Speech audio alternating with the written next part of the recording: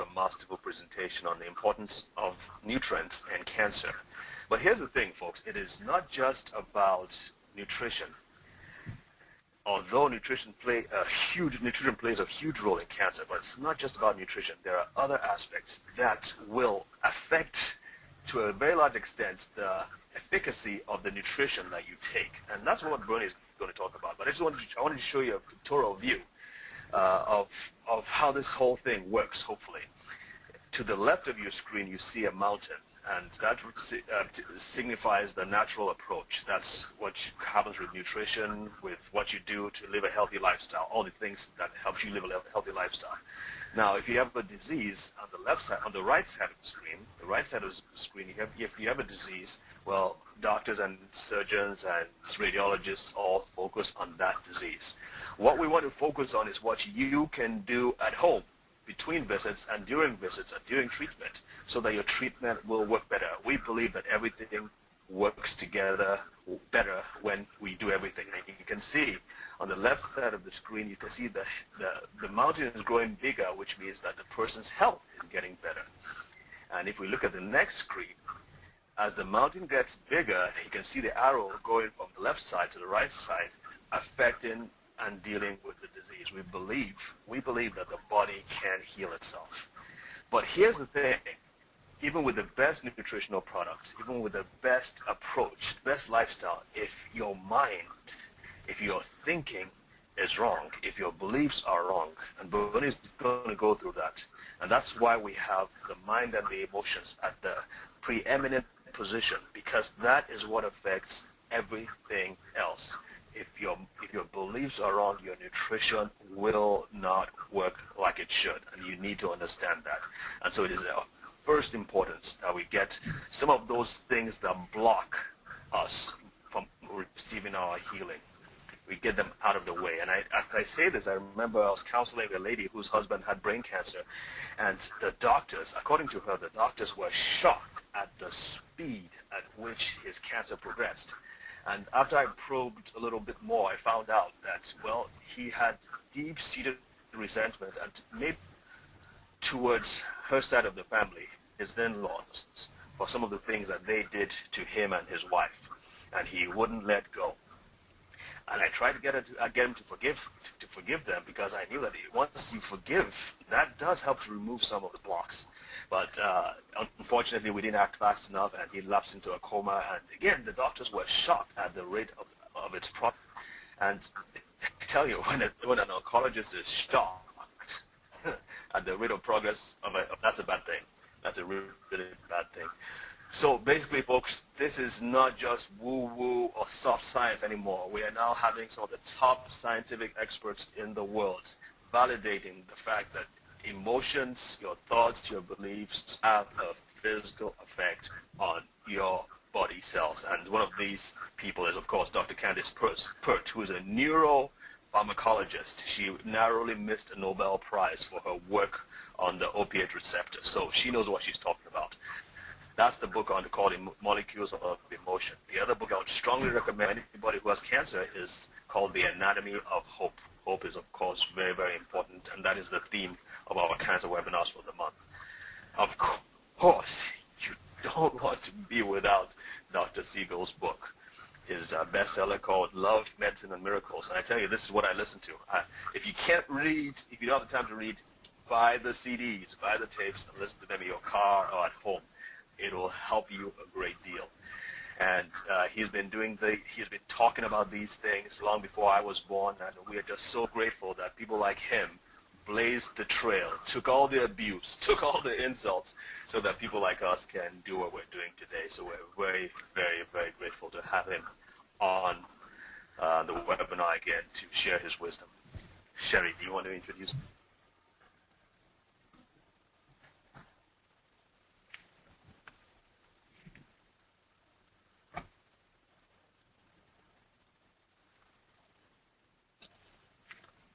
Hello, everybody. Sherry?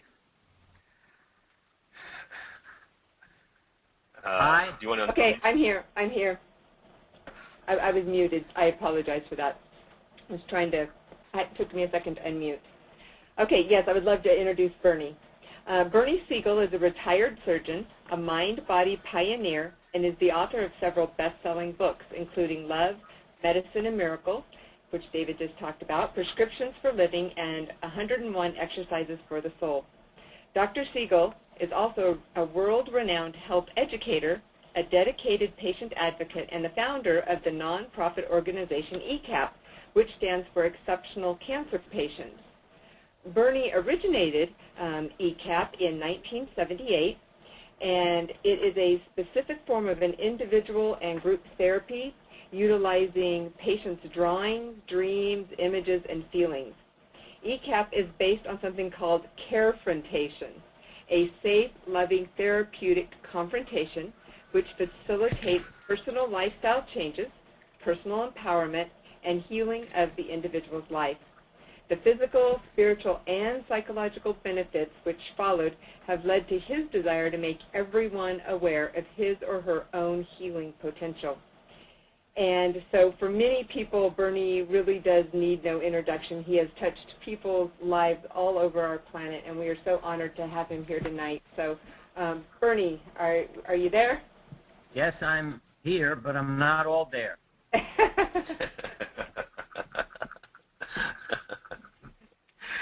That was what one of our group members said one day. Why are you here? He said, I'm here because I'm not all there. So I never forget that. And may I begin? You may begin. Yes, sir. All right, because I already have a page of notes just based on things you said, David. And let me add this before we get into the drawings. That we had a new book come out last month called Faith, Hope, and Healing. And it's filled with inspiring lessons from people living with cancer.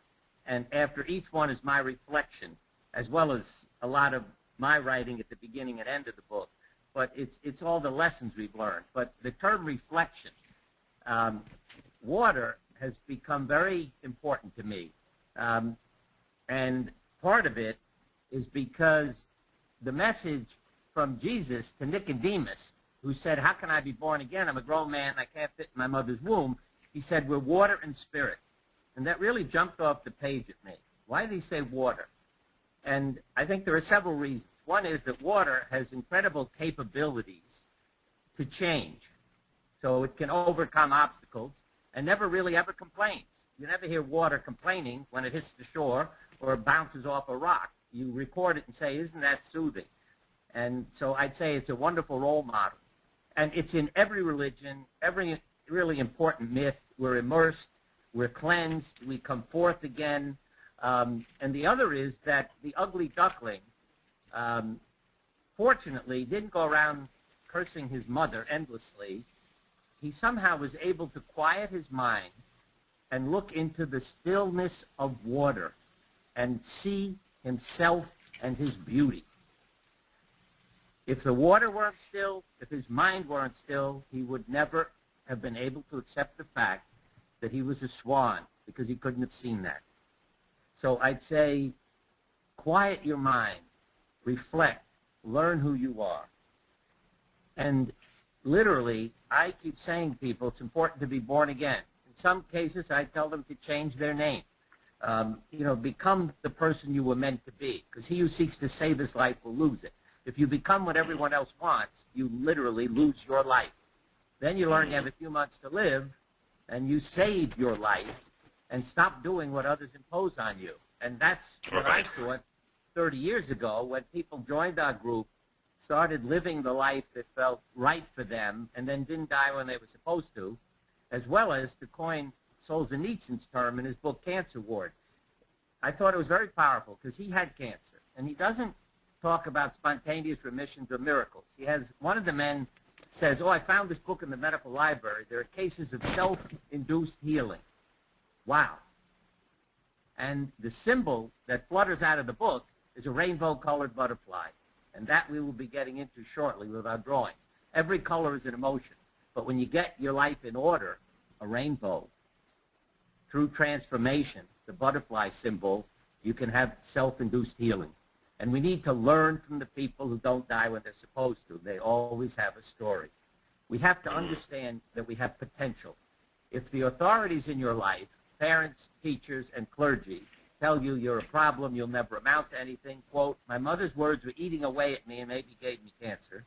Or, to quote Billy Graham, does God want me to have cancer?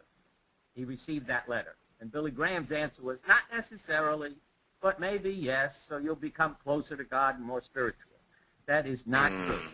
Because my statement to Billy Graham is, hey, we walked out to your car and you can't find your car keys, so God wants us to walk home.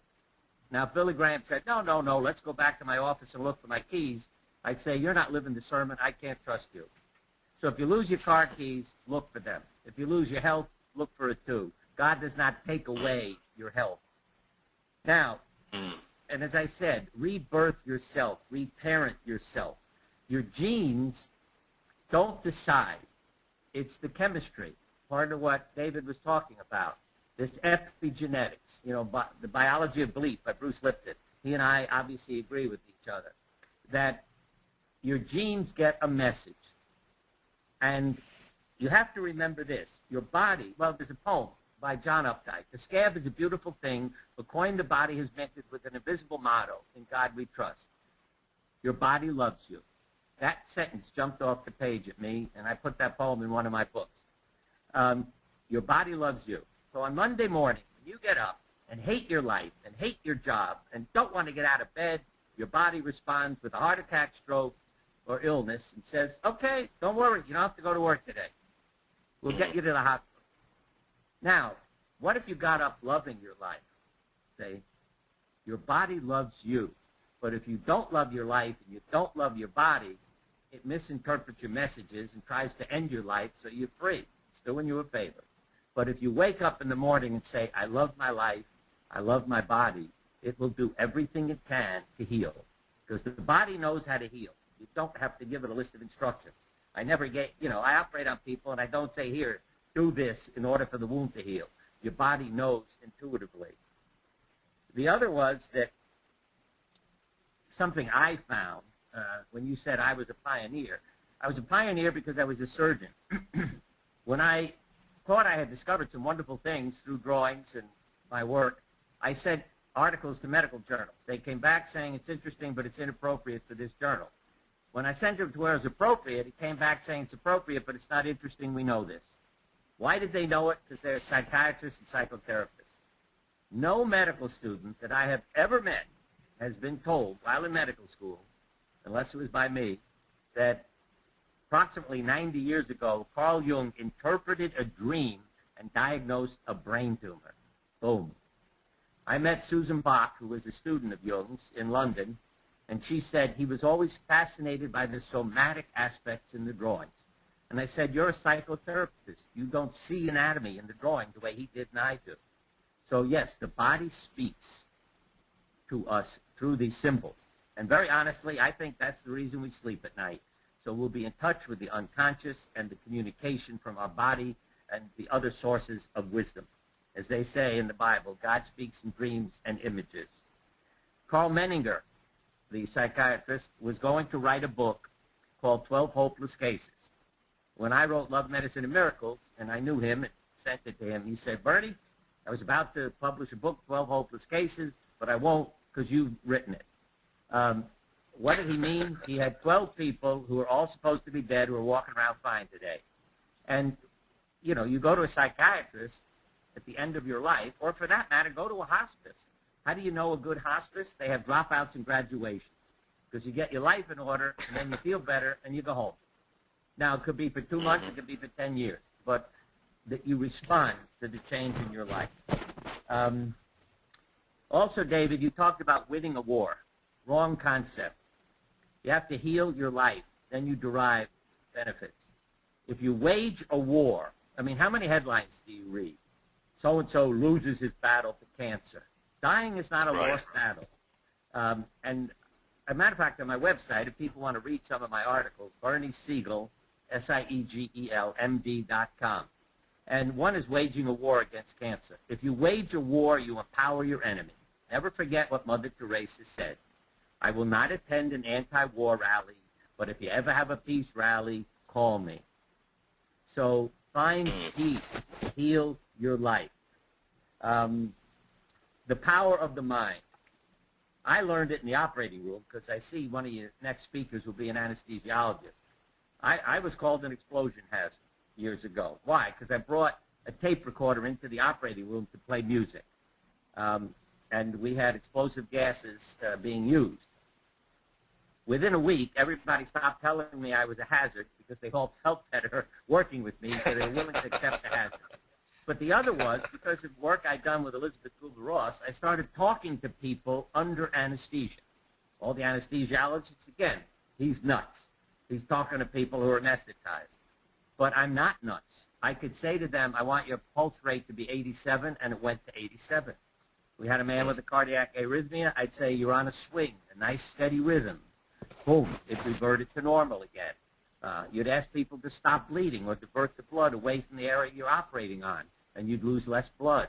So the anesthesiologists began to see that it made a difference. Oh, and one fascinating thing, I would say to people as they woke up, you wake up comfortable, thirsty, and hungry. All my patients began to gain weight. And I had to change it to you wake up comfortable, thirsty, and hungry, but you won't finish what's on your plate. And it's like post-hypnotic suggestion. And it had an impact. So it became very obvious that they were hearing, even though they're anesthetized. And it's, of course, we hear when we're asleep or an alarm would wake you up. You hear when you're in coma, and you hear when you're anesthetized, as well as in the uterus. So, you know, be careful what you say to people. But the power of the mind. I'm at a conference on radiation therapy, and one of the radiation therapists came up to me because he knows I'm always telling these interesting stories. He said, hey, I got a story for you. We had our machine repaired. A month later, we do the routine inspection to make sure it's okay, and we discovered nobody put the radioactive material back in. I said, do you know what you're telling me? He said, well, I'm telling you, you know, what we made a mistake. I said, no, you didn't make a mistake. I said, if you made a mistake, you would recognize it very quickly because your patients would not have any side effects because they're not being radiated. No disease would respond. I'd say you'd have to be an idiot to go a whole month without realizing that the machine isn't working. So you had patients whose tumor shrank, whose skin got red, who had other side effects of radiation. And he stepped back and he said, oh, my God, you're right. I said, yes, and you ought to write an article about it. I don't know if he ever did. But that shows you the power of the mind. And I could tell you more stories, you know, about those kinds of things, too. You know, you tell people you're giving them chemotherapy, give them an injection of saline and say your hair will fall out, and it does. You give them something, telling them it will make their hair grow, and it does. And, again, all you're giving is placebos. But our mind is powerful and does communicate with the body. Another, you talked about pain. We need pain. I often will say at a workshop, anybody here want to be free of pain, emotional and physical, sign up. But take my phone number because in a week you'll call me and cancel it. We need pain to protect and define ourselves. What I tell people is to use it as a labor pain. Say, a woman compared 9 months of pregnancy to 12 months of chemotherapy radiation. You know, I watch my body change. I won't recite the whole poem, but 9 months pass, I give birth to my child, all the discomfort and pain is justified. 12 months pass, I give birth to myself. All the discomfort and pain is now justified. And when you are choosing it yourself and surrounded with love, you have far fewer side effects. And I always say, go home, folks, go in the bathroom, put your hand in a bucket of ice, and time how long you can keep it there. Then come out, get all your loved ones and your pets around you, and put your hand back in the ice and watch how much longer you keep it there when surrounded by love. So it makes a difference. The other is that if you get hungry, I mean, this was asked to me by a friend when I was not having a day I was enjoying. She said, Bernie, if you get hungry, do you get upset? I said, no, I get something to eat. She said, right. So why don't you decide how you have to nourish yourself based on how you're feeling?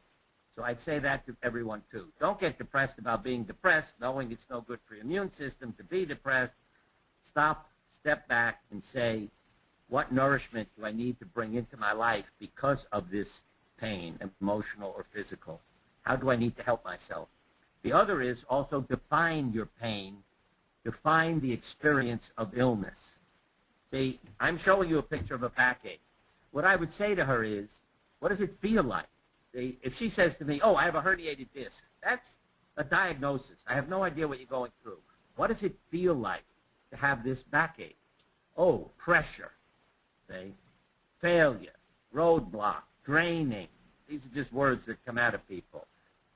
Yes, some say blessing, wake-up call, new beginning.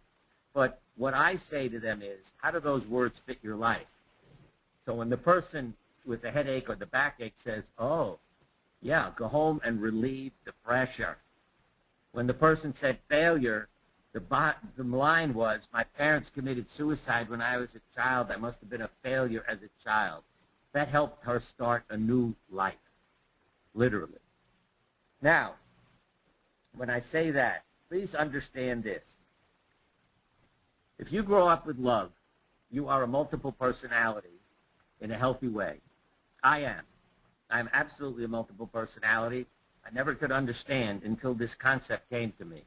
I grew up with love. As a matter of fact, I was born an ugly duckling, but I had a grandmother who saved my life. Because when my parents were hiding me, literally, covered, wrapped up, so nobody would get upset looking at me, my grandmother took me and massaged. This is my mother's word. She poured oil on your body, massage you, and push everything back where it belonged 4 or 5 times a day. What we now know is when you massage a newborn or premature infant, its brain develops faster, it gains weight faster. So my grandmother saved my life. Because when I learned what had happened, I said to my mother, why am I not an alcoholic or a drug addict if I wasn't touched as an infant? Because in the 1800s, the mortality rate in orphanages was close to 100% because nobody touched the kids thinking they were spreading infections. What the kids needed was to be touched and loved. Anyway, to get back to multiple personalities, if you're loved, you're a multiple who doesn't fear the world and relationships. I have a kid in me who does outrageous things and says things that I have no control over. So I always say a simple example is when a lawyer hands me a contract or some financial statement and says, sign here, I write here on it, okay, and hand it back. I can't help it. That's the kid, all right? Once they learn I'm not, disabled and retarded, it brings the kid, the kid in you can come out too if you've been loved. If you haven't been loved, you can't deal with what I just did. But I walk into a lot of places where it says nobody allowed here. When the guards yell at me, I say I'm a nobody. Now, one of the guards walked over, stood in front of me, and I thought, this guy's about 6'3", that he was going to level me. But no, he put his finger on my chest and he said, I'm making you somebody. You have to go now. I gave him a hug, see, because he's a kid too. I'm sure, that came from his multiple personality to be able to handle me in that way rather than grab me and, throw me out of the lobby of the building. Now, when you're abused, you become a multiple personality, like this young woman who said failure. Because she said to me, I'm afraid of people. I'm afraid of relationships. So I have a job. I know everybody's name, and that's where it ends. I don't want to get hurt again. That's the sad part. That's what makes you vulnerable for illness because of how fearful you are about connections and relationships. And those are the things that keep us alive, literally. You have a heart attack, go home to a house with a dog. A year later, 5% of people died. Study in Australia.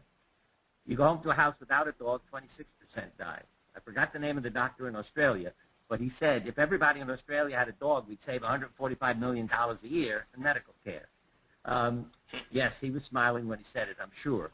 But our relationships and connections keep us alive, and that's why women do better than men with the same cancer. What else? Any other points? Yeah, 2 studies. One, that cancer patients who laugh live longer.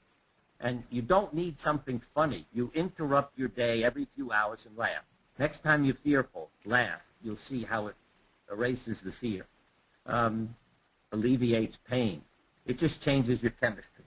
The other was a study showing that loneliness controls the genes, affects the genes, which control immune function. So if you are lonely, you are more likely to get anything from an autoimmune disease to cancer, or even a cold for that matter. And I always say, it doesn't mean living alone. It means lonely. You could be in a house of 10 people and feel very isolated and lonely. So that's why, when I recited a poem by W.H. Auden, a doctor comes home after examining Miss G. That's the title of the poem. She's a childless, unmarried woman, and he says to his wife, cancer's a funny thing. Childless women get it, men when they retire. It's as if there had to be an outlet for their foiled creative fire. Years ago, an oncologist said to me, just because it rhymes doesn't make it true. But here we now have that study on loneliness, so it does make it true. And that's why I say to people, what's happened in the last year or two of your life? It's not about blaming you. It's not about guilt. It's not about shame. It's about what might make you vulnerable now instead of 5 years ago or 10 years from now. So keep thinking about those things. And again, remember the word potential. Ernest Holmes, the founder of Science of Mind, I know he was smiling when he wrote this, said, what if Jesus was the only normal person who ever lived? What a sentence. Think about that. Say, what is our potential? So don't be afraid to reach out and take a chance. Become what I call a respite, not a patient. Become a responsible participant. And it's, you're never going to be immortal, but enjoy your life and participate in it. Now, years ago, I drew a picture for Elizabeth Kubler-Ross. I can't remember where it's in the batch I have here. But I was at a very angry time in my life because my wife, I'm not blaming my wife. She had, including twins, 5 children in 7 years. She and I both got sick. We were exhausted. So it became apparent to me that my life had something to do with my health. I went to a workshop Elizabeth Kubler-Ross was doing. She said, Bernie, draw me a picture. And I did. And she said, why is 12 important? I said, why are you asking? Well, you put 12 trees in the picture. I said, well, I've been doing this work for 12 months. What are you covering up? I said, what do you mean, what am I covering up? She said, you put snow on a mountain. I said, yeah, because it's a mountain with snow. She said, Bernie, the page is white. You picked up a white crayon and added a layer. What are you covering up? And what I was covering up was all my pain as a physician, as a father, as a husband, all the things I couldn't control. The surgeon part of me, it was going nuts that you couldn't fix everything. And again, Elizabeth making that comment, and you'll see a painting I did of myself later this evening, and you'll understand. I was covering all my pain. But to distract yourself, to numb yourself, doesn't work.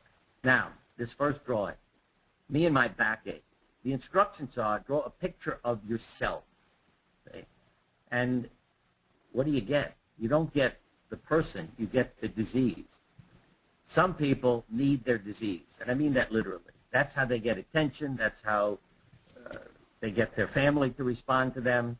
And I learned in my office something called Siegel sign, that when a family came in and everybody looked sick except one person, that was the person who had the illness, and they were wearing everybody out. So be sure that you and your patients are ready to be well, and I mean that literally, to be free of disease.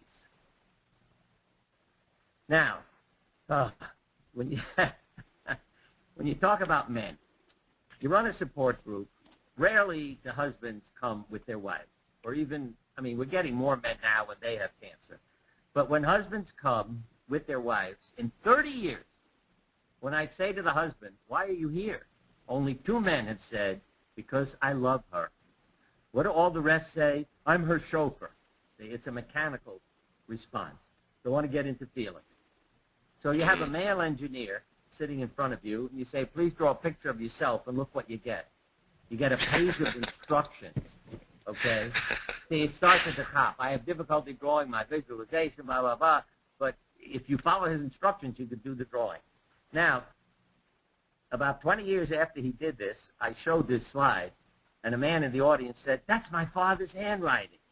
And he came down to talk to me and got me to make a print of this so he could go home and put it up in their house. But he said it had a profound effect on his father to see how intellectual his response was. And it made a big difference in the father. He was a male engineer, and he made some great changes because of what he had done. Again, when I get back to guilt, shame, and blame, I send 100 letters to people with cancer over 30 years ago, saying, you want to live a longer, better life, come to a meeting. After we mailed the letter to our patients, I said, oh, my God, we forgot to put the sentence in, say, this is only for our patients. You can't bring your friends and family. So now I'm a nervous wreck waiting for 300, 500 people to show up. You know, it offers you a longer, better life. Less than a dozen women appeared. Why? Well, I'm not an artist. You asked me to answer questions. You want me to read a book. I don't know. Who has time for all that? And the woman, you know, that I asked to draw a picture, if you read at the bottom, I had my son Bobby, 10 years old, draw this because I'm not good at drawing. Ugh. You're worried about your art grade, and you're trying to get over cancer. I think we got a problem. Also, notice the smile that the son puts on Mama. Because, Mama, how are you? Fine. See? Don't bother anybody. Don't ask for help. Don't tell them. That's not healthy. When people ask me, how are you, they get an answer. And, see, the big grin. Why isn't that healthy, Bernie? Pardon? Why isn't it healthy for you to well, cover you're denying up your feelings? needs. You see, if somebody says to you, how are you, and you're not well, you're denying your needs by saying fine. So your body's response is, oh, you don't want help? You want to be sick? You want to die? Fine. You know, we'll help you get out of here in another way. But if you say survival behavior, the personality is, am I able to ask friends and family for help and favors when I need them? That's the quality of a survivor. Not somebody who says, I don't want to upset my family. So you keep everything to yourself and don't really heal in any way because everything's internalized and hidden. This white woman was asked to draw a picture of herself the night before I operated on her. I say that so you understand. When she picks up a black crayon, she's saying something about herself. You notice she doesn't draw her child in black. The color of orange represents change, so that would be normal for a child that age. But my first reaction was, his arm's out of the picture. Your right arm's longer than your left arm. And she said, oh, yes, we're reaching for my husband. He's never there when you need him. Look at the grin. Her eyes are empty. What is nice is they both have a nose to inspire, to breathe life. But they've got decisions to make. You notice how their feet are in opposite directions. So she's got some decisions to make about her life. Self-esteem. Why, you know, as I said to you, multiple personalities. Why we need to love our children. That is the biggest public health issue on this planet. If every kid grew up loved, we wouldn't have all the health problems. How do I know that? Study of Harvard students as well as personal experience with high school students. 70% of high school students in one study have contemplated suicide. They need to feel love. Ask 90 and 100-year-olds, and I do. Do your parents love you? Every hand in the room goes up. Go to a high school and ask that. The opposite. Ask high school students to write suicide notes, 3 to 5 pages. Ask them to write a note on why they're worth loving. You're lucky if you get a page. So love your kids. And the Harvard study showed that those students who said, my parents loved me while they were in college, 35 years later, approximately 1 out of 4 had suffered a major illness. They said, my parents didn't love me, 98% had. This boy came into my office, the boy who drew this. He said, Dr. Siegel, the kids are teasing me in the locker room and gym, so can you fix my body? I said, draw yourself in the operating room. And remember, everybody who draws these pictures has a full box of crayons. Every single color's in front of them. What does he pick up? A black crayon again. He writes me. At the top it says, the reason I drew this picture is because I'm tired.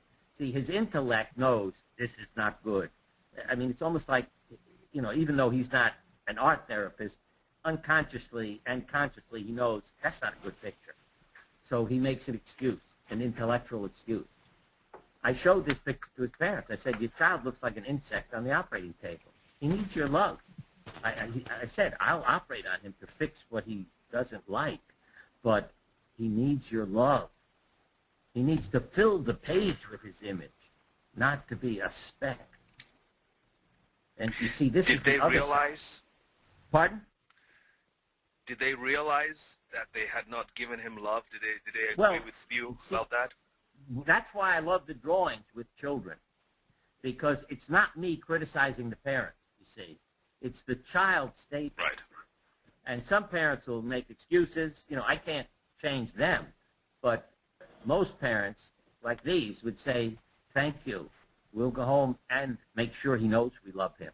You know, because a lot of times, again, when you say to kids in 3rd grade, 5th grade, I go to all the schools. I say, draw your home and family. And it isn't that the parents don't love the kid, but it's not a family when you look at the picture. They're all over the place. You know what I mean? Daddy's at work, mommy's in the kitchen, I'm in the bedroom, my brother's in the yard. Hey, where's the family? It's rare that they're touching each other, holding hands, that type of thing. So that's a part of what the kids are going through. Now, here's the other side of the coin. See, when the boy handed me this picture, I said, you know, if you don't have legs, you're feeling stuck or trapped or troubled. He said, turn the page over. And here he finishes on the other side. You see, now that's, again, the intuitive. He doesn't fit on one page, so he finds a way to finish the picture. And he even has support under his feet, whereas the other kid is that little insect size. Going to work by a man with colitis. That's the red area in his belly. But number one, he's walking towards the west where there's darkness. Number two is, it's not an accident that the tile floor has become lines over his body. So he's going to prison every day.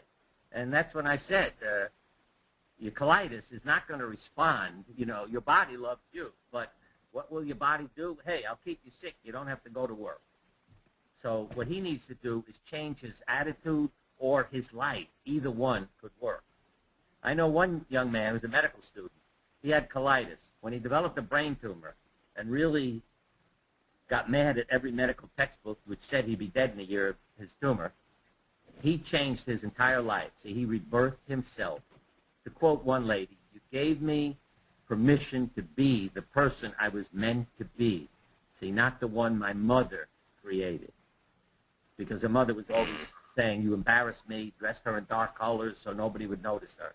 But this medical student said, I knew I was doing the right thing because when I was trying not to die of my brain tumor, my colitis went away. So it was obvious to him the change in him had healed more than one thing. And he never did die of his brain tumor. Now, self-image. Well, David, I'll ask you a question. Why do you think this woman was admitted to the hospital? What's her condition? Anorexia? Yes. It takes a certain wisdom to know that. This was a woman who was starving to death, literally, a young woman, so they brought her to the hospital to force feed her. The people in the hospital, especially the nurses, were mad as hell at her. You're killing yourself. I said to her, draw me a picture, dear. And she handed me this, and I said to the nurses, do you understand her problem? Look what she sees. You see a bag of bones. She sees this, pregnant-looking person. So be patient with her. Yeah, and I'd say to all of you, that's why reflect upon who you are. Really begin to love yourself. When you look in the mirror, accept and love yourself. Why would you fold a page? I asked you to draw a picture. Well, here again, it's the fear, see? If I don't hide who I am, remember the multiple personality, then I'll be in big trouble. No head. How do you communicate? No hands. How do you get a grip on? See, how you draw yourself predicts what diseases you're going to get. When somebody draws themselves without hands, this is a study done on medical students at Johns Hopkins, like Caroline Thomas, psychiatrist. She said they develop emotional problems later in life. And my metaphor is you can't get a grip, you can't reach out, you're going to have problems. But if you don't have a head, how do you communicate? And that's her chemotherapy also. We'll get into that later. This is the drawing that the woman who said failure, my cancer. See, when I said, how does failure fit your life? She said, well, cancer, my body failed. I said, that's not my question. Then she said, oh, my parents committed suicide. Look how masculine this is. I mean, her eyes, nose, and so forth are all there. But look at how sharp and masculine this picture is. What did I like about it? She's all there. Her feet are pointed straight ahead. I mean, this woman really rebirthed herself. Every time I'd go out doing a lecture or something, boy, there she'd be in the, in the audience. She was really working at changing herself and creating a new life. Again, what do your parents do to you? You sit in the waiting room and make every line on that page. Put yourself in a box, no sexuality, no arms, legs, big eyes. The problem was in the neck area. That's what that spot is. But you see, you could fill in all those boxes with the negative messages from her parents and perhaps teachers, as I say, and clergy, all the authorities, even doctors. And we need to change that. You need to break out of that box, become who you were meant to be. And don't wait for disaster to wake you up. I mean that. Don't wait till you have a life-threatening illness to say, oh, it's okay to close the office, move. And sometimes it isn't the most dramatic things. I've had a man move to Colorado to die in the beauty of the mountains. A year later, I called up his family to say, why didn't you invite me to the funeral? He answered the phone. He said, it's so beautiful here, I forgot to die. But people in Colorado tell me, I don't understand why it helped him. I say, you need to be in Florida. So, it can be moving to Florida, changing your job, taking your tie off, getting a dog, putting in a backyard wildlife habitat. These are statements from people, say. And then the letter ends with, I didn't die and I'm so busy I'm killing myself. But what they're doing is what they love to do now. So their body gets that live message. See, when you have identical twins, same genes, one is a sweet little kid who makes mommy and daddy happy and internalizes anger, and the other raises hell and is doing her thing, guess who's more likely to get breast cancer? The sweet little girl. So don't keep it in. Let it out. Now, when I work with every age group, I mean it. The brightest people I know are in the 3rd to 5th grade. They're coming from their hearts. But when you say to a group of seniors, draw yourself today and 45 years ago or 25 years ago, usually you get, again, the unhappy, bald, fat, versus I was slim and happy. See, like this. Here, 45, lots of hair, slim. Look at me at 79. But then Bill handed me one picture. I said, Bill, I asked for 2 pictures. He said, yep, that's me then. And down here he wrote, that's me now. This guy is an angel. Everybody in the nursing home he was in knew him because he was there giving love to others. I did a lot of work at that nursing home when my in-laws were there. 10 years later, I came back there. I walk in. I said, why do you have a picture of Bill in the lobby? They said, how do you know who it is? I said, I was here 10 years ago. He was such a wonderful guy, and I showed them this picture. I brought it down from home. They said, yeah, he was so wonderful. When he died, we wanted to put up a memorial for him. So they have his photograph up. See, he's immortal. You want to live forever, folks? There's only one thing of permanence, love. Every, author, every religion really tells you that. Love is immortal and makes all things immortal, while hate dies every minute. There's a land of the living, the land of the dead, and the bridge is love, the only survival, the only meaning. This is drawn by a lady with cancer. Her house isn't red and the car isn't black. Why those colors, emotional colors? Because her husband's an alcoholic smoker. Even the sun has a line around it, so there's no warmth. She wrote at the bottom, my dream house. I call this Minnesota in February. I mean, it's just blank, empty. Now, why numbers? Why would it be 3 trees? Oh, we have a daughter. I'm sure this is the woman with the black branch, hooked to her husband with black and red, grief, despair, all kinds of passions, negative emotions. And this is her husband. He drives while he's drunk and literally has had accidents driving her to the therapy group because he's been drunk, and smokes in the house so she can't breathe. Their lives are disrupted. You look at how these branches sort of pop out.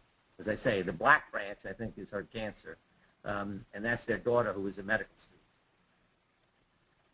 student. Now, to families again, besides the house.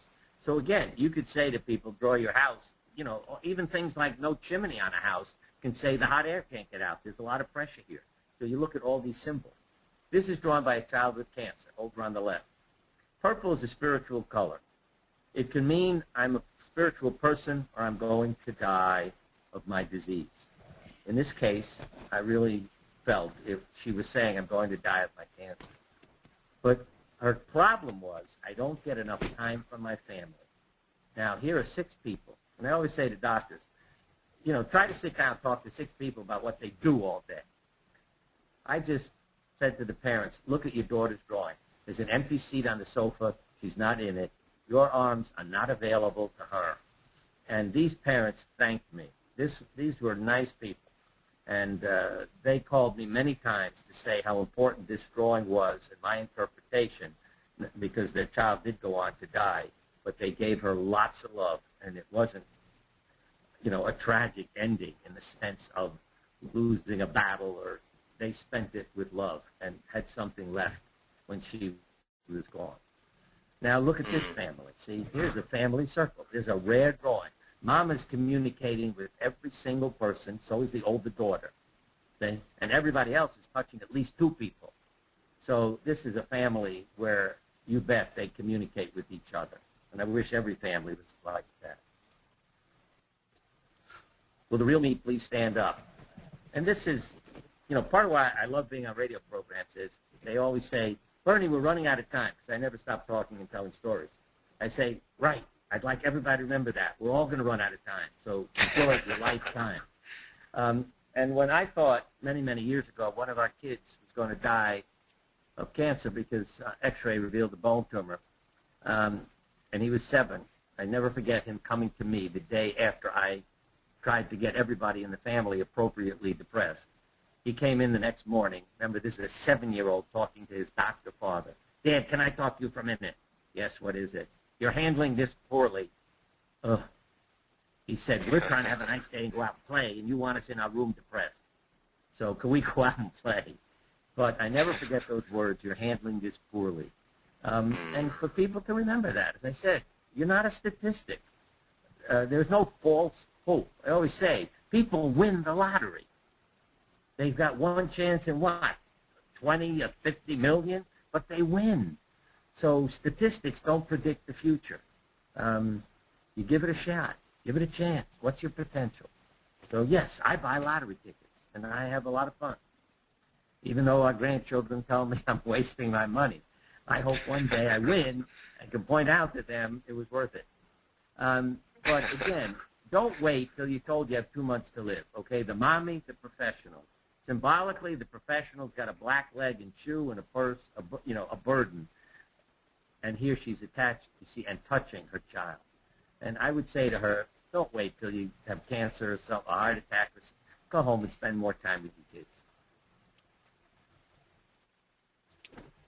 And again, what I call genetics. This was amazing to me. I saw the mother. That's a drawing on the left.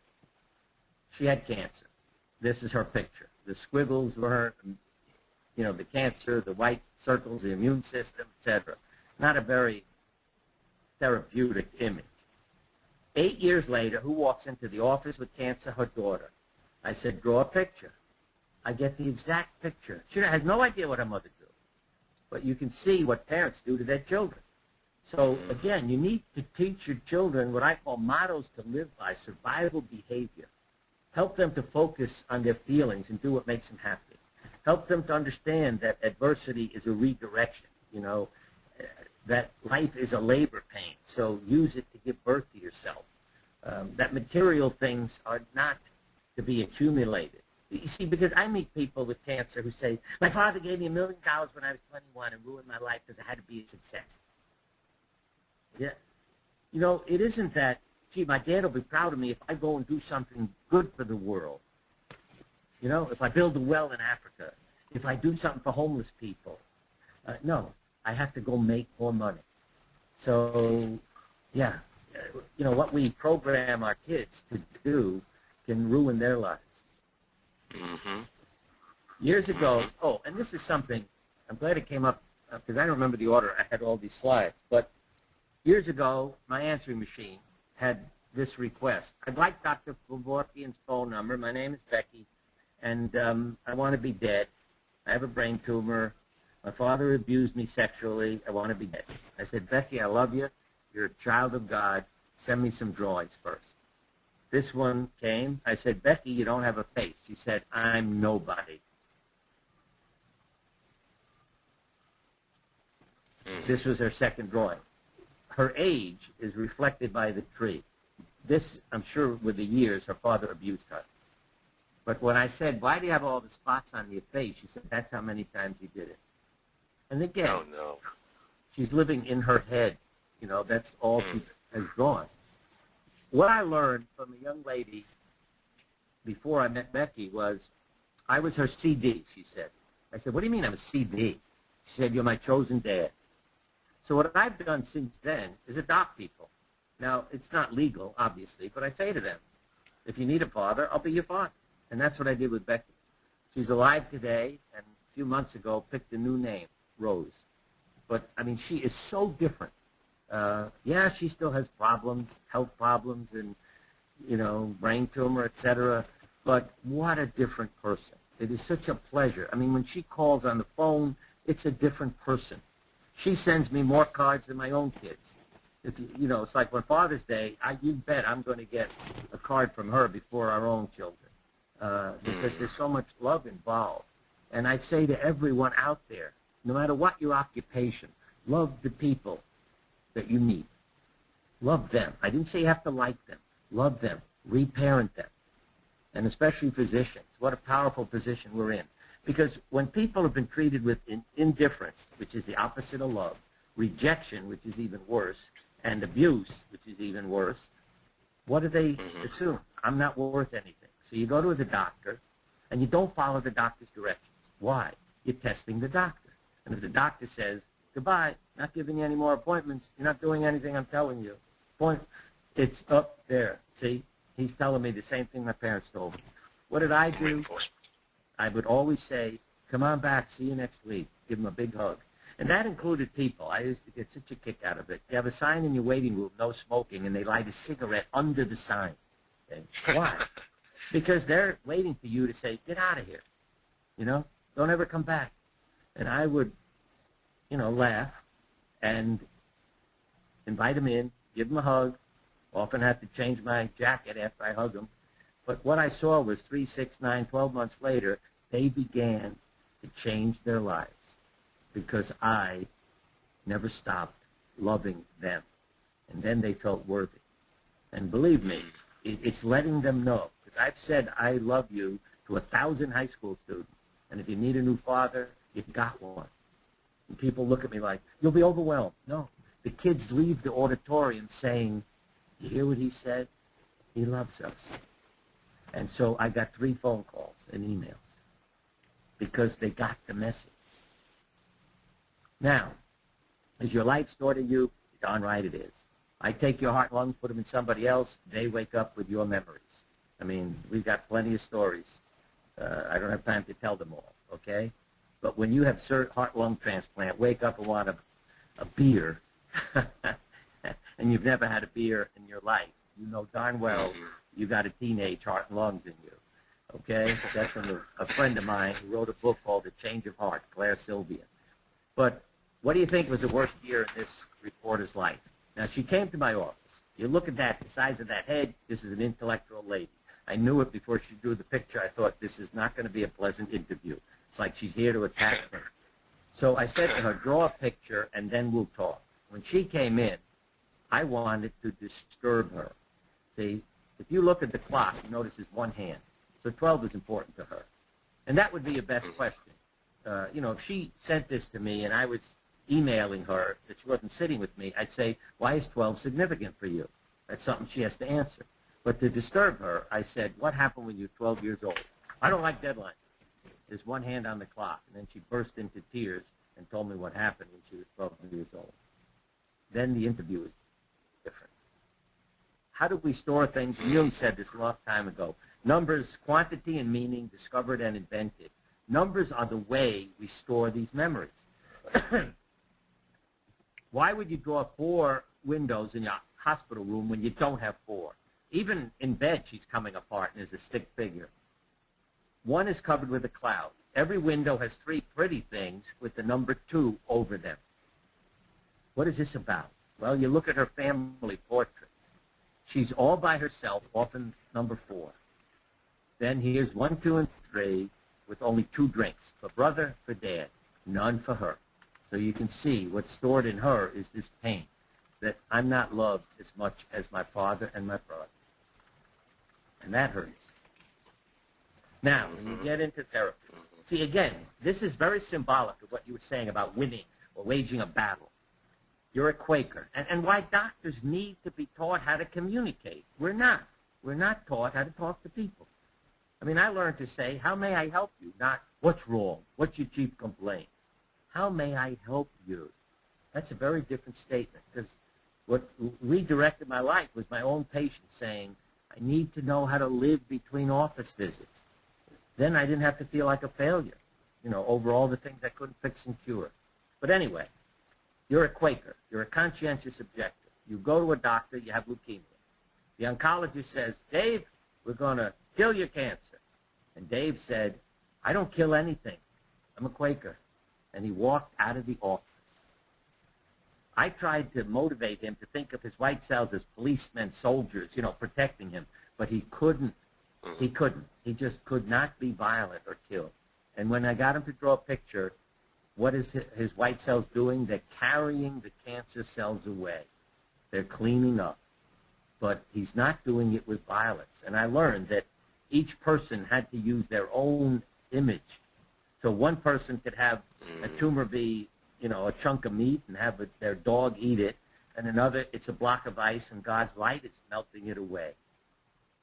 You see how it doesn't have to be aggressive. This woman has an oat cell cancer.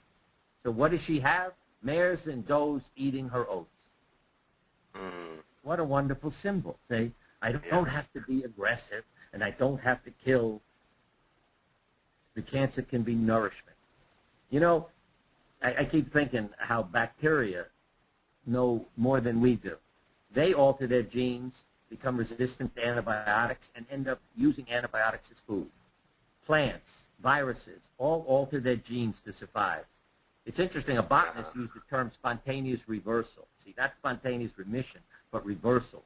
In other words, they're changing their genetic makeup because the environment has changed, and they survive. And we're capable of that too, though obviously we have a lot more complicated lives. Right. Now, a healthy child also will draw the operating room as a healthy place. Here it's green, blue, brown, natural colors.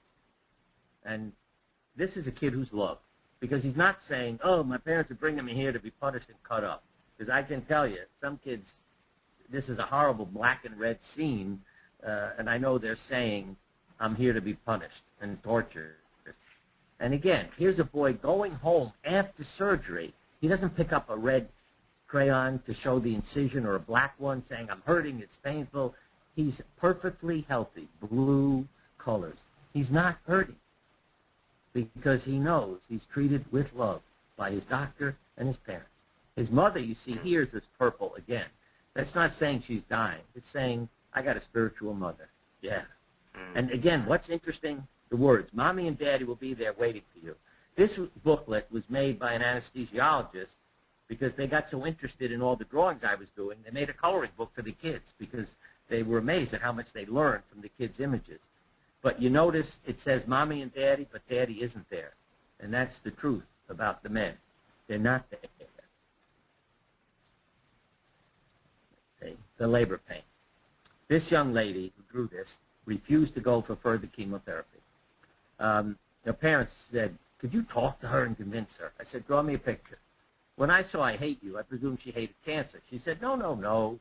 Cancer's saying help me. See, the cancer's crying and saying help me. Cancer and I are going through hell. I hate my doctor. I want to put this spear in my doctor. They made me bald. They made me ugly. They made me horrible. That's why we have to empower people.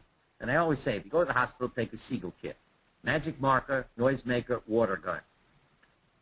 Why do you want a water gun? Because if you're this kid, you go and drench your doctor when they come in. And I mean that.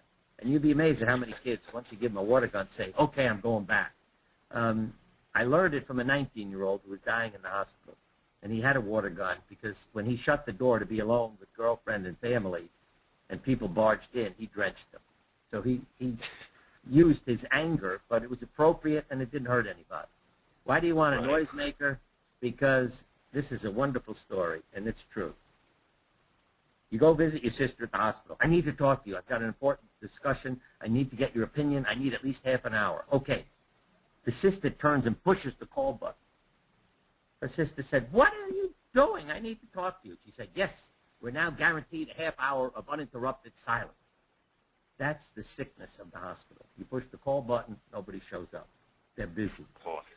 And I know a woman who would be dead today if she didn't have a roommate because nobody responded to the call button when she was choking.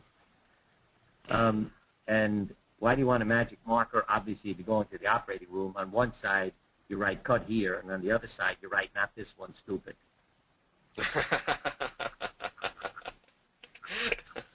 The devil giving me poison, and your disease is an insect. This says she does not believe that she can be cured, not to mention what she's going to go through with the chemotherapy. Because I always say, you know, you hire an exterminator, it's a lifetime job. The bugs are always coming back. Again, you wonder why she's having trouble with chemotherapy. You see, you have to understand unconscious and conscious decision. So when she says consciously, I'm going to have chemo, but her unconscious says it's a horror, it's poison. See, it's a black syringe. I'm not even letting it in my body. And look what she looks like. Partly because her mother had chemotherapy and she knew all the problems.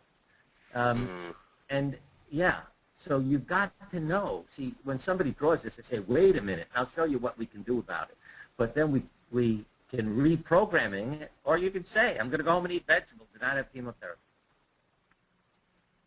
And here's a man who says, I don't want chemotherapy. I told him, you ought to go get it. Look at what he draws. See, what his intuition knows, it's good.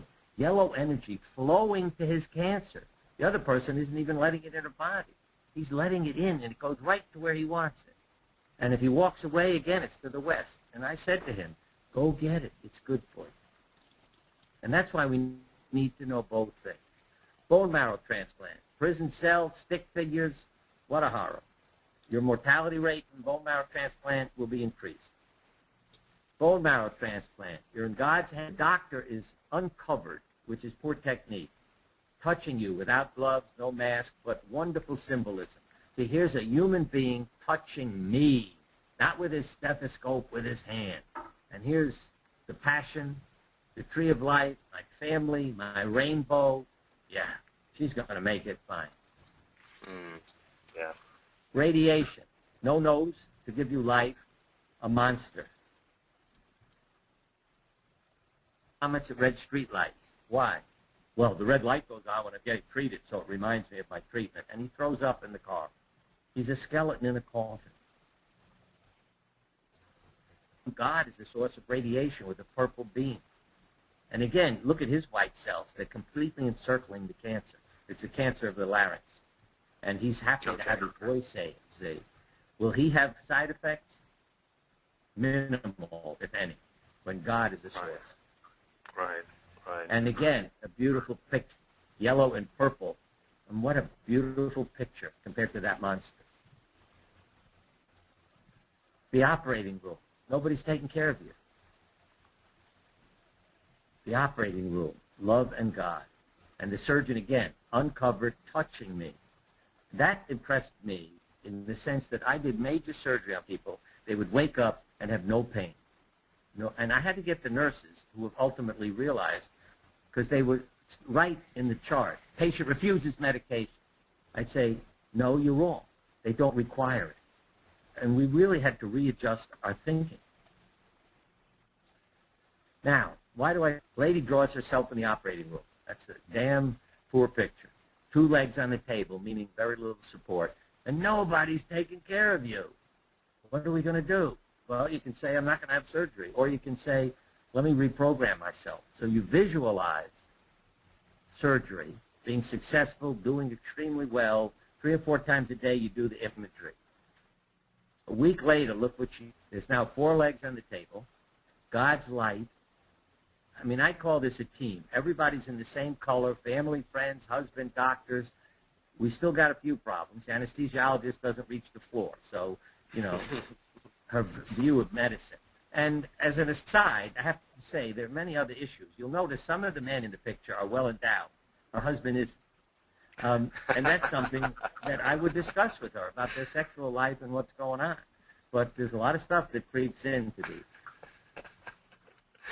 Okay, buddy, what does the blue stand for again? The blue? Well, that's the natural color. And what I like is, you see, everybody's the same. Even her family is blue, a little lighter. Yeah, it would be nice if they all had eyes, nose, mouth, etc. But you know, you get a feeling it's like the orchestra. You know, it's a group that's going to help her. And she's in blue, too. So they're all on her team. Okay. Now, a lady with a breast problem drew this. The birds are usually people in your life. But even rays of sunshine, I will say, count them. Does it mean anything? But you can see the body through this. She came into my office and said, I heard you like pictures. Here. My mother, sister, and I have breast cancer. I don't know whether to have a lumpectomy, mastectomy, what I should do. What do you think? And I said to her, if you look at this tree, I immediately realized it looks funny. Every branch is flat at the end. I said, you know, this tree looks like it's been pruned. She said, oh, thank you. It means I should have a mastectomy. Boom. It was her own intuition. And I just pointed it out to her. A boy with a brain tumor. Draw a line around that tree, and it's just like a brain. What did it tell me? Those little black lines said the cancer had come back. So I said, Randy, if your cancer came back, what would you do? So by the time the CAT scan showed it, he was prepared for the recurrence. Because I don't, you know, just hit him in the head and say, oh, your cancer came back. No, it's helping him to get ready. Empowering. And this is the test question for continuing medical education credits. It's an anatomy question. A boy came in also, said, I know you like pictures. This is like before. This is like after. And my question, of course, is, what operation did he have? Before, after. Well, I can answer this because I've seen this before. Yeah, I know. You're not right. You've had your credits. This is uncircumcised, and this is circumcised. And that's part of what changed the hospital, you know, that people began to say, wow, that's more interesting than an X-ray. Because I remember being called to see a man who was jaundiced. And I walked in, and he had scribbled a little picture of a tree, and it was lying on the bedside stand. And I picked it up, and what was fascinating was all the little branches were very tiny little straight lines. Then there was a big trunk connected to an open, like, duct under the ground. And I said to him, you don't need a surgeon. Your bile is flowing freely. The problem's in your liver. And he had something called sclerosing cholangitis. But I took his drawing, put it in the chart, and said, you don't need me. You know, that's what changed other doctors, see, the experience. Because then you can't deny what Siegel said and showed us. You know, if you're giving a lecture, oh, I can't accept that. You know, but when they experience it, it's different. This is by a boy with a brain tumor. He said chocolate syrup on a strawberry cone, but all you have to do is look at his CAT scan to see this is exactly what his tumor looks like. And we have 5 children, I told you. And if you look at these trees, it was immediately apparent that one of them is driving us crazy. He's out of line. And that was true at the time. I was trying to convince one of them to go off to college, you know, get an education, get a job, do something. So at home, at the time this drawing was done, with 3 children, the twins and this other boy, and my wife and I. When she drew this, I see 4 and then 3 on the other side of these cattails. And I knew, intuitively, he has decided to go. When did he leave? 6 weeks to the day after this drawing. He went to join his brother in Denver and go to school there. But the minute I saw this picture, I knew he was leaving. Now, I couldn't tell if it would be 6 minutes or 6 years, but I knew he had made plans. Oh, it is wrong. I didn't know if it was here or not. There were 12 tree trunks, as I told you. I put white on top here. What else was fascinating? I had a bird named Rainbow in my meditation, and you think of that symbol from Solzhenitsyn. I had a fish out of water, which is what I was feeling like, and that's my inner guide, George. Now, I have had 2 people who are mystics and healers tell me that there was either a man standing in front of me while I gave a lecture, or there was a man standing next to me in an empty hallway. And they described him, and one of them drew his picture, and it is George. It blew my mind. When somebody comes up to you and says, there's a man standing in front of you for the whole lecture, so I drew his picture for you. And I realized also that the lecture, I was not giving it, if you know what I mean. I wasn't following my notes. I was just talking for 2 hours. And, yeah, it wasn't me. It was coming from another source. So I don't prepare anything anymore. Now, is time also. Jung said this. Oh, Larry Dossey just wrote a book on premonitions. I told him he should have called me before he published it because I would have put some of our drawings in. Jung said the future is unconsciously prepared long in advance and therefore can be guessed by clairvoyance. So we are creating a future. A neighbor was depressed. I asked her to draw a picture. You're going downhill. Yeah, I'm getting a divorce. 4 rays of sunshine. I have 4 kids. 8 people in red in the future, near future. I don't know. Your past, water. Yeah, I grew up in a house on the beach. Black clouds in the future. Yeah, I guess that's my divorce. A couple of weeks after this drawing, she sent her 4 kids to get on the school bus, took an overdose of sleeping pills. She's a nurse. One of the kids, again, intuition. The bus pulls up. One of the boys said, no, I have to go home. And he ran home, saved her life. She woke up in the intensive care unit, 8 members of her family standing around the bed, mad as hell at her for what she had done. Wow.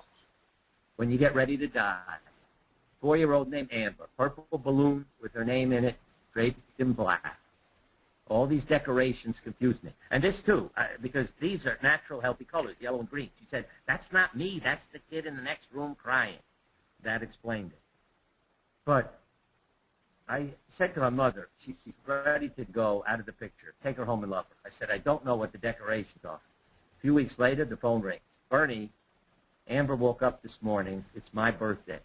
She said, Mom, I'm dying today as a gift to you to free you from all the trouble. These were the days in her life. And, yeah, when you're loved, you can choose the time. Another symbol, when people are ready to go, the purple kite.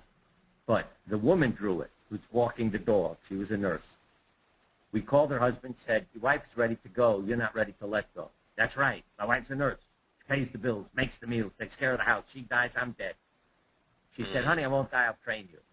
And 6 months, which I think were all these trees, later, he said, honey, I cut the string. If you need to go, it's okay.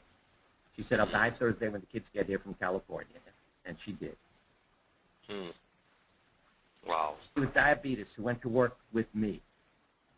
She made up a purple card with the purple butterfly in that upper outer quadrant. You know, when I saw the card, my thought wasn't about a drawing. Within 2 weeks, Julie died. And when I then looked at this card, I thought, yeah, she was telling me the transformation is coming. Now, do we know the future? You're darn right. A child who has never been in this operating room is about to come in and be operated on by me. There are 2 lights. There are black knobs and another set higher up. This is a sample of a white sheet that we cover the patient with that has a hole in it where you operate, and you lie on a white sheet. Monica is sitting in the waiting room and draws this. She's not happy with what's happening, so she writes her name in black. But then we get 2 yellow lights, the black knobs, the blue, the white, and then her figure. And how many people are taking care of her? Surgeon, circulating nurse, scrub nurse, anesthesiologist. So believe me, we know the future. And again, people are always saying to me, you talk about healing and curing. Yeah, I can't cure him. He's a quadriplegic. But I think he's healed. He's doing mouth painting. You know, he's not whining and complaining and bitter and resentful. He has something to teach us. My friend Apatoid cerebral palsy. When she sent me this picture, I called her. I said, what, was your house robbed? What happened? She said, no. They have to tie and gag me so I don't drool, crash, and bang, and I typed my autobiography with my nose. 250 pages with her nose. The name of the book, The Bird with a Broken Wing. Wow. And again, what our love means. A doctor friend of mine is paraplegic from an auto accident, headed downhill. Then somebody comes along who loves you, and look at the difference. She feels whole again. And we always say the animals and the children understand they're complete. When we grow up, we get into trouble. But if you're a caregiver, love, and listen As Helen Keller said, deafness is darker by far than blindness. Listen, the medical profession. I'm depressed. I can't cope. I go to my doctor. You got to help me. He prescribed an antidepressant. This was the New England Journal of Medicine. I wrote them, and I wrote Sandoz Pharmaceutical. I said, do me a favor, okay? Put another line in saying, tell me what's happened. Why are you depressed? Because what if my family's killed in an accident? All I get is a pill, so they cancel the ad. But we need to listen. And this, again, demonstrates the sickness. We need to get medical students to know why they become doctors. Some of them write on their applications, I'm fascinated by the human body. But people come in it. I was going to switch to veterinary medicine because of the emotional pain. A veterinarian said to me, don't. People bring the pets in. So, again, he focused me on people. This is drawn by a medical student. The whole class was asked, draw yourself working as a doctor. It blew my mind. You get a vague face, you know, the head. But where the hell is a human being? Now, most of the drawings are people sitting behind a desk with a diploma over your head and no patient. This is being like the drawings that some people did. He's fused to her. He's on her level. He's handing her a tissue, not touching with an instrument. Yeah, that's being a doctor. He's responding to her needs. My father-in-law was quadriplegic. When his forehead itched, they gave him a sedative. He became, paralyzed and sleeping. His point was to be alive, so I complained. And, of course, they wrote in the chart that his son-in-law was a problem. But I said, go scratch his forehead. Stop prescribing with the itch. And this is part, our kids did this. You take the word words and write them endlessly, and look what they become, swords. So you can kill a cure with your words. And people are in a trance 95% of the time.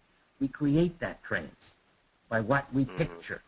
I mean, my mother taught me to, her words were, God is redirecting you. Something good will come of this.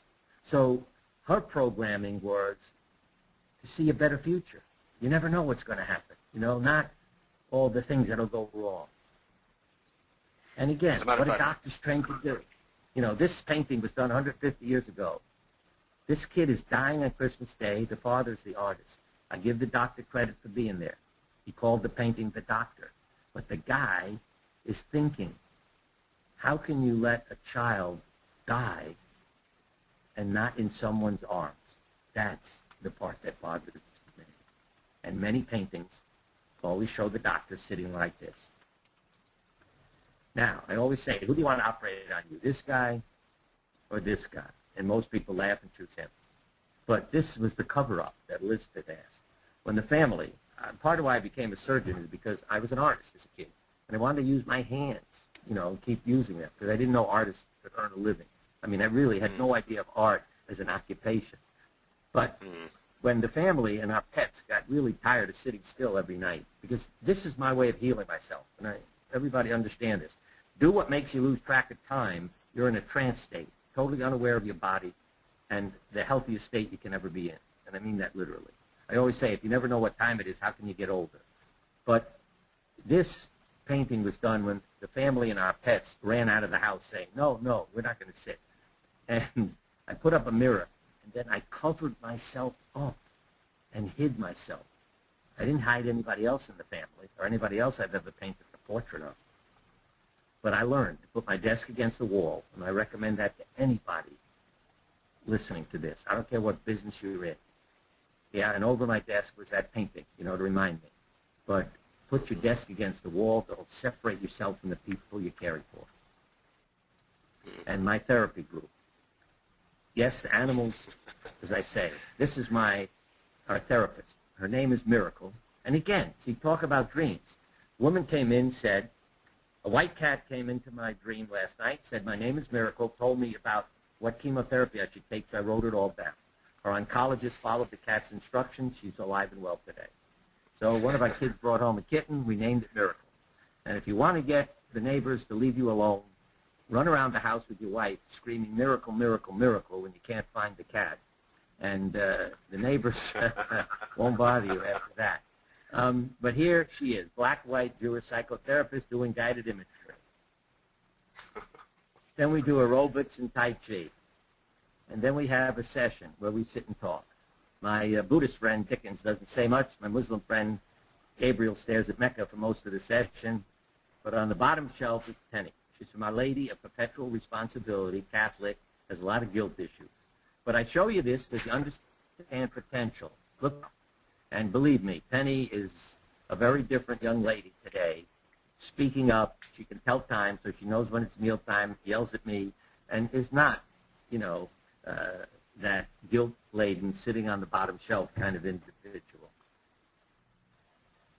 Surround yourself with nature, especially if you're in the hospital. If you're on the top floor and can see the horizon and sky, wonderful. If not, this is called Bedscapes by a friend of mine who helped me in the book, Help Me to Heal. But you have less pain, heal faster, if you have this kind of view in your room versus an abstract painting.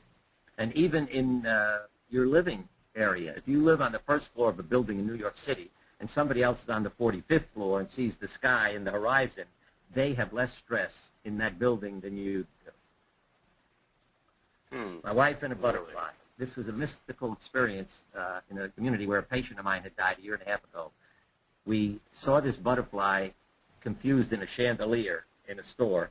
My wife, we were always rescuing everything, put her hand up. It came down on her hand, stayed with us all afternoon, all that night, and the next day at an outdoor workshop. It flew over our heads all day long and left when we were finished. And I really felt it was the spirit of that patient. And when I say it stayed, when I said to my wife, you cannot sleep with a butterfly, she said, I'll go out on the porch and brush it off my shoulder. She came back in with it sitting on her other shoulder.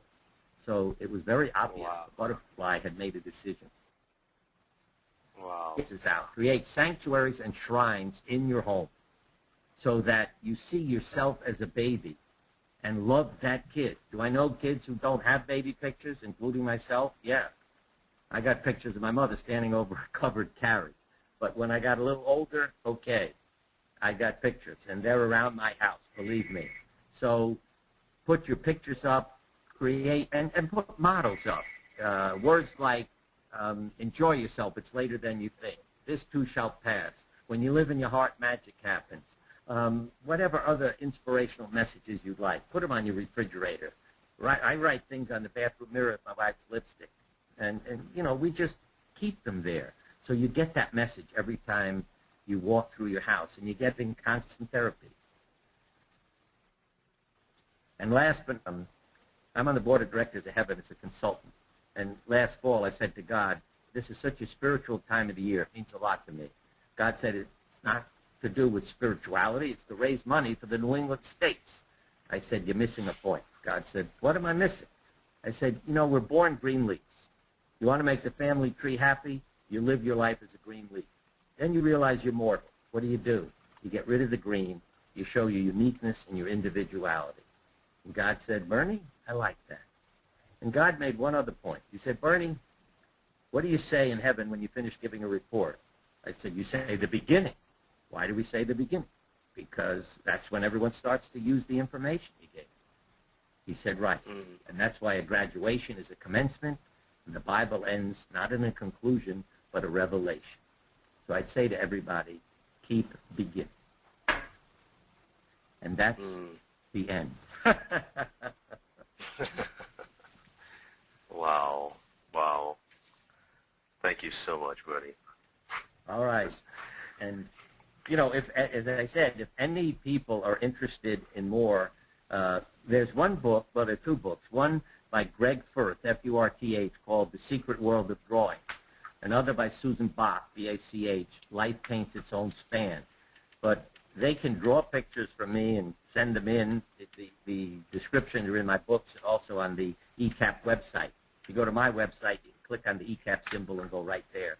But you can learn more about drawings, too. What the colors mean and a whole host of things. Great. So are you offering to help to help interpret drawings? Is that what you're saying? Yeah. I mean, I don't want to get over, spend my life with a house full of drawings. But, yeah, but if people have issues that come up, it could be where should I live, what job should I take, not only just illness, but the intuition knows, where you're headed, and it can help you. So if people want to do something like that, they can get the directions and mail them in, and I'll look at them and email them back. Or they can even, if they know how to put it into the computer, I can look at it on the screen and email them my response. Oh, wow. So, folks, did you hear that? You can actually draw it and scan it and email it to Bernie. And, well, they can't do that from your website. They can't send an attachment from your website, can they? So they probably need your email address. Well, if they get in touch with me saying I have a drawing, I'll email them so they have my direct address. Because from the website, it just comes direct to me. Where it says contact, it just comes right to me. There's nobody else. And the web address is with BernieSiegelMD.com. There you go, folks. That is a tremendous offer he's making. And usually he charges for this, but I didn't hear him say anything about a charge, so we appreciate that, Bernie.